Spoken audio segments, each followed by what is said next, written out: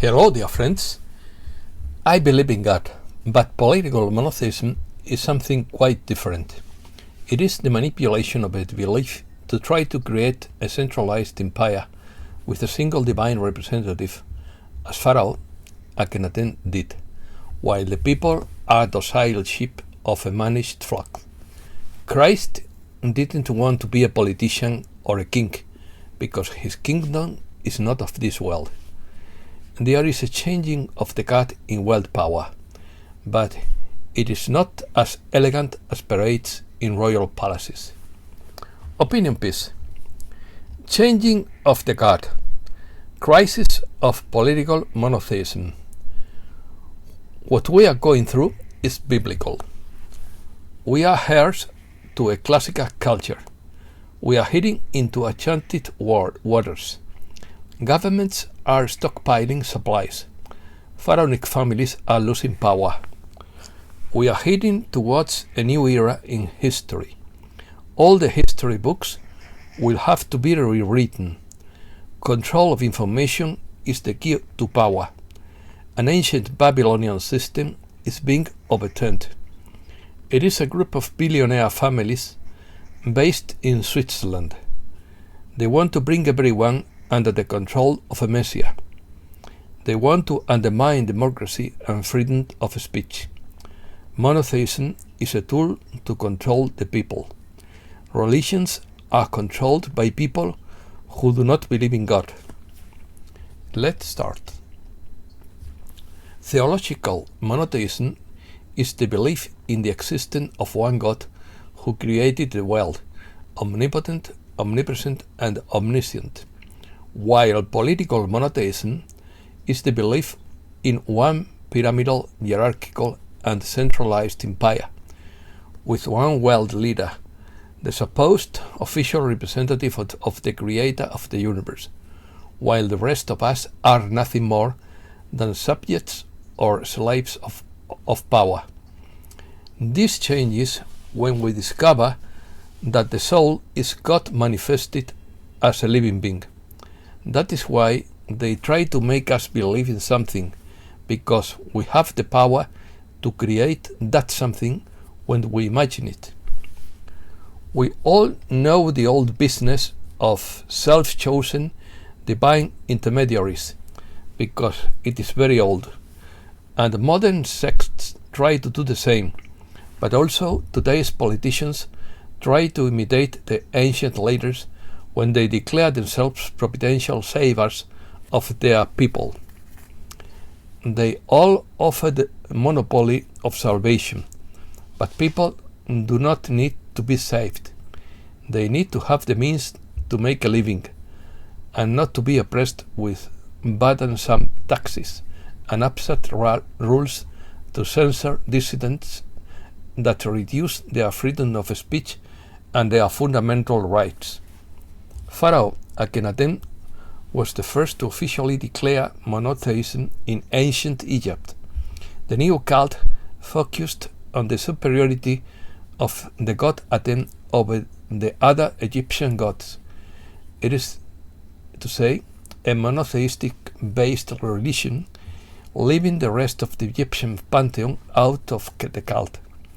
The problem was that the pharaoh himself would be the sole intermediary of the god Aten, while the rest of the village was nothing. Traditionally, the image of Akhenaten has been that of a ruler who had totally or partially abandoned his position due to an extreme religiosity, and who had led Egypt into decline. But this image of Akhenaten has been losing strength since the latest research, since the political model meant a consolidation of an absolute and even tyrannical central royal power, because the village was malnourished according to the research of the remains found, due to the fact that the food was offered to the god Aten and left to rot in the sun. In reality, it was a religion based on devotion to the king and the royal family of Nefertiti, as the sole and exclusive divine intermediaries. They are losing power. According to Benjamin Fulford, this is not an economic or political crisis. It is a crisis of monotheism. The crisis that is unfolding around the world, or more precisely in the West, is not an ordinary or even an extraordinary political or economical crisis. What we are dealing with is a crisis that affects the very foundations of monotheism. That's why it is no exaggeration to say that what we are going through is biblical. When Fulford went to Italy to meet with representatives of the P2 Lodge, which controls the Roman Catholic version of monotheistic Sephardim, he learned that they consider control of information and food the keys to power. These days, this takes the form of the mainstream media and central banks. What years of reports from the top of world power have revealed is that monotheistic religions are mostly controlled by groups of people who do not believe in God. Instead, these families think of monotheism as a tool to control their subjugated peoples. And these are the people who face a loss of power. That is also why people who think in monotheistic terms believe that we are facing the end of times.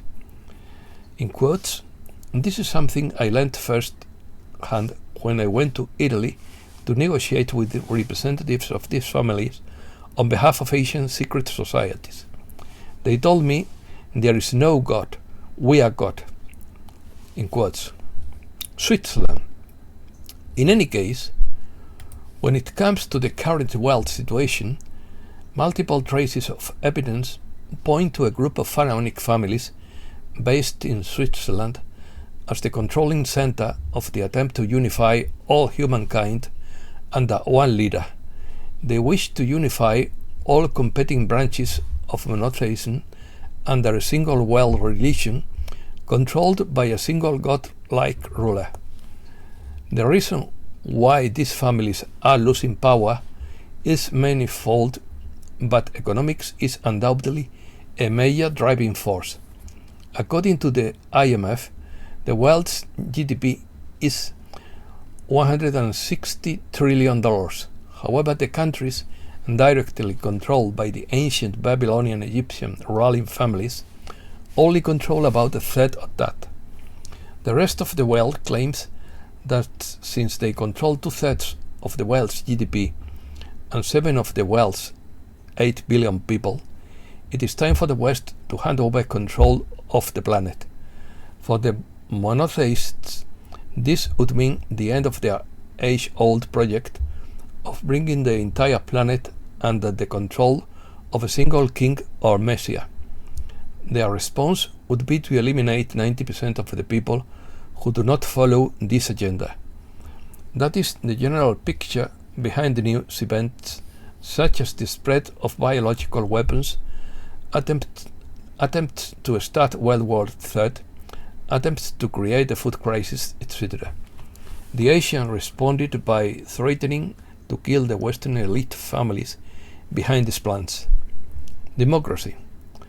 Fortunately, the Western world is also heir to the democratic, scientific, rational, and legal traditions of Greece and Rome. It is the heirs of this tradition who have allied with the Asians and the rest of the world to end the rule of these monotheistic slave-owning families. As we prepare for an autumn offensive against the ongoing attempt to turn this planet into a giant animal farm, we must see how powerful the orcs still are. They control the big corporation, most Western politicians, and the central banks. We also know that they have been on a multi-generational project to undermine democracy, the rule of law, and freedom of the press, to replace Greco-Roman Anglo-Saxon democracy and the rule of law with Babylonian totalitarianism. The flaw in their plan was that they failed to take full control of Western military and intelligence agencies with meritocratic personnel. This is reflected in a struggle between Roman-influenced ruling class and the Babylonian Egyptian financial class. The reason why the White Hats have so much trouble liberating the West is manifold. One is that many top leaders have been compromised by bribery, blackmail, and propaganda. Another is that the fundamental deal needed to be made with the rest of the world, and that has taken a long time. However, it is clear that an old system of turning people into pets is being overturned. When this happens, we know that all the history books will have to be rewritten. We also know that we have been kept in the dark about many things, such as the secret space program, contact with outside civilizations, and even the very nature of reality itself. What we can be sure of is that we, as a species, are heading into uncharted waters and a new era of history. Hoarding. The governments of the world are stockpiling supplies like never before, apparently in anticipation of an extinction-level event. Emerging food supplies, ammunition and firearms, potassium iodide pills to protect against radioactivity, garden seeds and fertilizers, diesel fuel, motor oil and other transport-related components. These supplies are being transported on thousands of pallets to underground caves, bunkers, and even to cities run by governments around the world. For example, it is no longer a secret that even the nation of Taiwan has a huge underground Air Force base, complete with its own aircraft hangars, built inside caves, along with aircraft taxiways, all underground. USA. Federal agency wants millions of iPhone users to change settings immediately. A failure has been detected. US begins trade talks with Taiwan, angers China. The Pentagon says it is making progress in its defense against hypersonic weapons. The Defense Department wasted more than $100 million on ambulance rides. An audit reveals the US is in recession and consumers fear the consequences. A Bureau of Labor Statistics report found on Thursday. This is due to inflation and the global economic crisis resulting from the war in Ukraine. The Colorado River has less and less water, but nobody reacts. California could face a major flood in the next few years, according to a study, singular. Judge inclined to disclose part of Mar-a-Lago's affidavit. FBI raid on Trump is watershed moment for the US. Never before has a former president's home been searched by federal police. Trump authorizes full declassification of all documents related to Hillary's email scandal and Russia cheating. Libertarian Party calls on state and local governments to overrule the FBI. Liz Cheney's primary defeat shows Republican control of Trump. Liz Cheney may be under federal investigation for concession speech. 85 drug arrests on scheduled flights from California to Florida. Naughty Monkey steals mobile phone and calls 911 in California. A holiday in Hawaii could be relaxing for tourists, but damaging for its residents. Trudeau nominates an indigenous person to Canada's Supreme Court for the first time. West. The West suffers from sanctions. The economies of Western powers have weakened. Inflation is at very high levels. Consumer confidence is fragile, and rising interest rates increase the risk of a widespread recession. The European Union, more papist than the Pope, is willing to starve for the US. European powers do not send arms. For the whole month of July, at least the 6 largest European countries didn't offer Ukraine any new arms shipments. The Telegraph columnist writes that the West could betray Ukraine in winter. As winter approaches, Western leaders will be tempted to turn their backs on Ukraine and accept a peace offer from Russia, writes Richard Kemp. Ukraine. Little progress after high-level talks in Ukraine. Russia builds up forces to extend its control over Ukrainian territory. Turkey will continue diplomatic efforts to reach a settlement in Ukraine. ANA News reports that Russian air defenses are bombing Ukrainian drones conducting reconnaissance flights over the Crimean Bridge. The Zelensky regime threatens Ukrainians with jail if they accept food from the Russians. Guterres supports Russian food supplies to international markets. Guterres in Odessa backs export deal and calls for it to be extended. Missile defense repels Ukrainian troops' attack on the Kakova power plant. United Nations Chief Guterres calls for demilitarization of the Zaporizhia nuclear power plant. Guterres calls for demilitarization of the Zaporizhia, says any attack would be suicide. Zelensky calls on the United Nations to ensure the demilitarization of the Zaporizhia nuclear power plant. Does France supply Ukraine with anti-tank mines banned by the Geneva Conventions? Putin warns Macron of the risk of a nuclear catastrophe. Putin agrees to review Zaporizhia, mediated by Macron, with the agreement of Ukraine and the United Nations. Employees of the Zaporizhia nuclear plant urge Kiev to cease attacks. US supplies Ukraine with anti-radar missiles. Russia has already begun destroying advanced weapons system sent to Ukraine. Russia has superweapons that it could use against NATO. NATO plans massive military build-up after accepting Finland and Sweden. Schools in Ukraine will be able to receive pupils if they have a bomb shelter.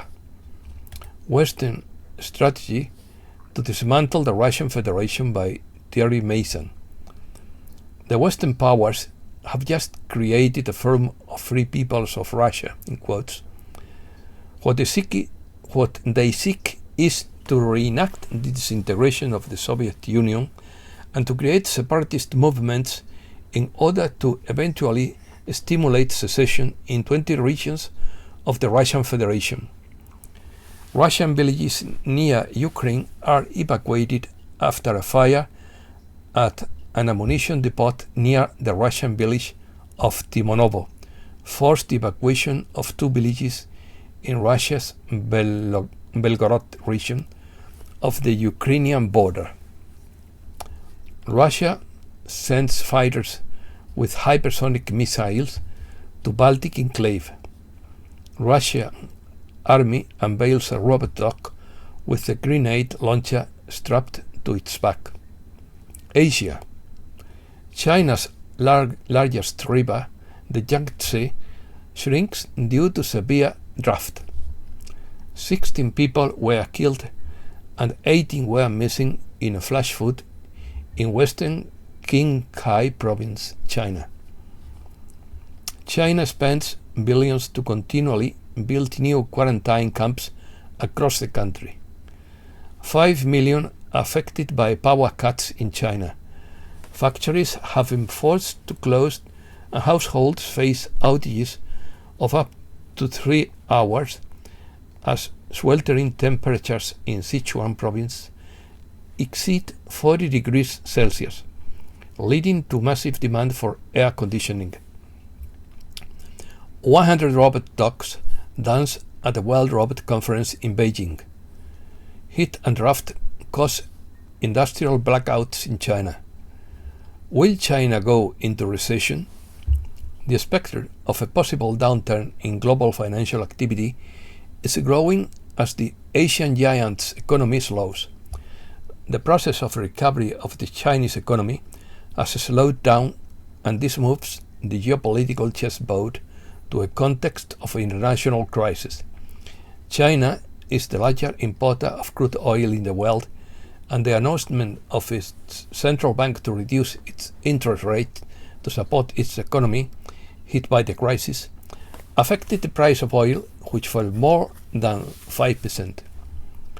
Japan recorded a trade deficit of 10.52 billion euros in July. The United Nations calls on Burma to cease violence and release political prisoners. Ancient script used in modern Iranian territory deciphered. An ancient lineal language used in Elam in the Middle East between the 3rd and 2nd millennium before Christ has finally been deciphered. Afghanistan, 21 killed in attack on Kabul mosque. The Jordan River, rich in holiness but poor in water. A senior Israeli military officer reveals that the third country was targeted during an operation against the Gaza Strip. Africa. At least 26 dead in Algerian forest fires. Heavy rains in Sudan caused flooding with 77 dead and 40,500 houses destroyed. Tanzania installs internet on Mount Kilimanjaro to aid climbers. And that's all for today. Thanks a lot, dear friends.